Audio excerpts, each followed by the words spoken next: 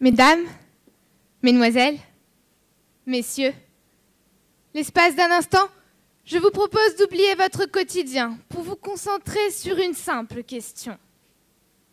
Qui êtes-vous? Oui, qui êtes-vous? Un homme? Une femme? Avez-vous la même couleur de peau que moi? Sommes-nous, vous et moi, originaires du même pays? Avons-nous les mêmes valeurs, les mêmes croyances, la même philosophie? Je ne sais pas. Mais ce dont je suis absolument certaine, c'est que nous sommes tous des êtres humains. Caractéristique première, vérité acquise, mais bien souvent omise. Et c'est certainement cette négligence qui nous conduit à oublier que nous sommes tous frères. Oui, frères les uns des autres. Nous sommes comme des feuilles, toutes différentes les unes des autres, mais nées d'une même branche, issues d'un même arbre, fondues en un unique tronc, le tronc originel de l'humanité. Frères, mais si différents. Différence, c'est le mot dans lequel la langue française a renfermé tout ce qui se distingue, s'oppose. Nous entendons par là de la plus infime disparité, telle la couleur des yeux, à la plus marquée, telle la provenance géographique, les traditions. Mais ce que cache également ce terme, c'est la plus grande faiblesse de l'homme. Cette peur de l'inconnu, cette lâcheté, qui le renferme sur lui-même et inhibe toute communication avec l'autre. Au fil des générations, la différence s'installe, puis sépare.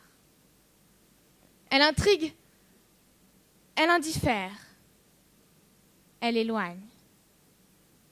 En effet, mesdames et messieurs, ne vous êtes-vous pas vous-même arrêtés ne serait-ce qu'un instant au pied de la barrière invisible ou trop visible de la différence?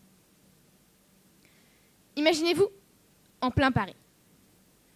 Une foule de personnes se presse, et là, dans un recoin, se trouve un mendiant. Il est déguenillé, plus très propre, il a froid, et il espère encore un peu de cette humanité qui devrait nous unir.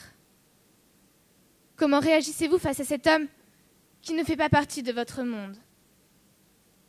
Avez-vous peur? Peur de quoi? Peur de devenir pauvre en le regardant? Peur qu'il ne soit pas si différent? Ou bien, donnez-vous une pièce de monnaie pour être charitable? La charité se résume-t-elle à donner une pièce de monnaie?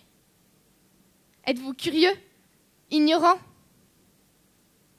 Vous pouvez réagir bien de façons, en somme.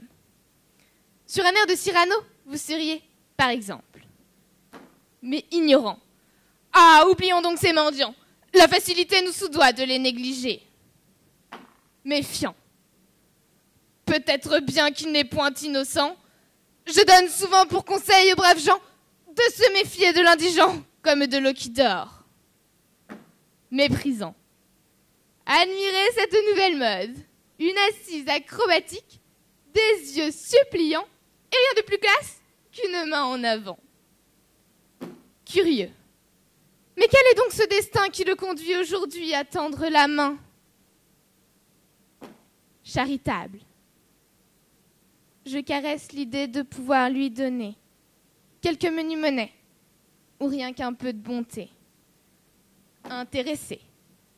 C'est avec autant d'audace que mon cœur et ma foi me l'ordonnassent que j'entamais un brin de conversation. Captivé, ce fut alors la révélation. Cet homme me raconta sa passion, qui un jour le déchut et à la pauvreté l'enchaîna. Oui, c'était un être humain qui partageait ici avec moi. Enrichi. Moi qui pensais donner à l'inconnu.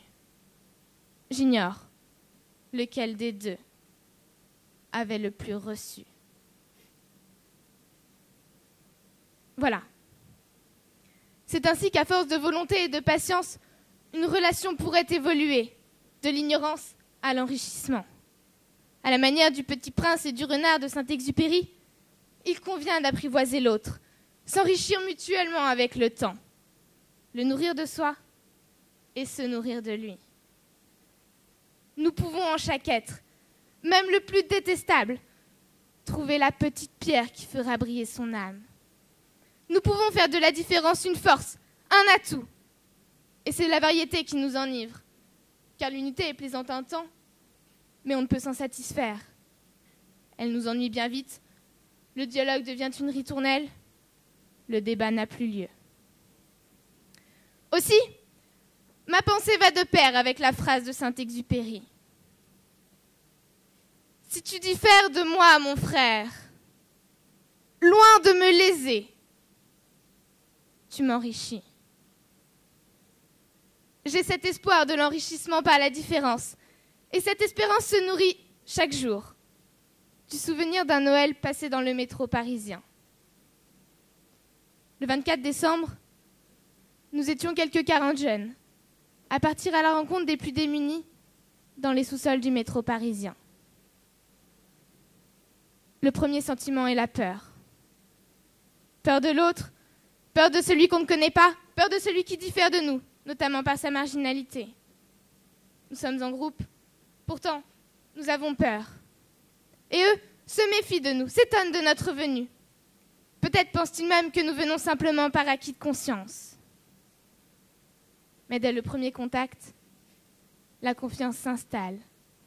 Au-delà de nos différences sociales, raciales, culturelles, l'échange se crée.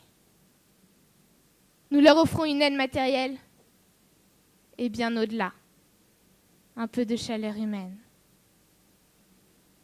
Comment vous appelez-vous? Cette question pour eux est un réel bonheur.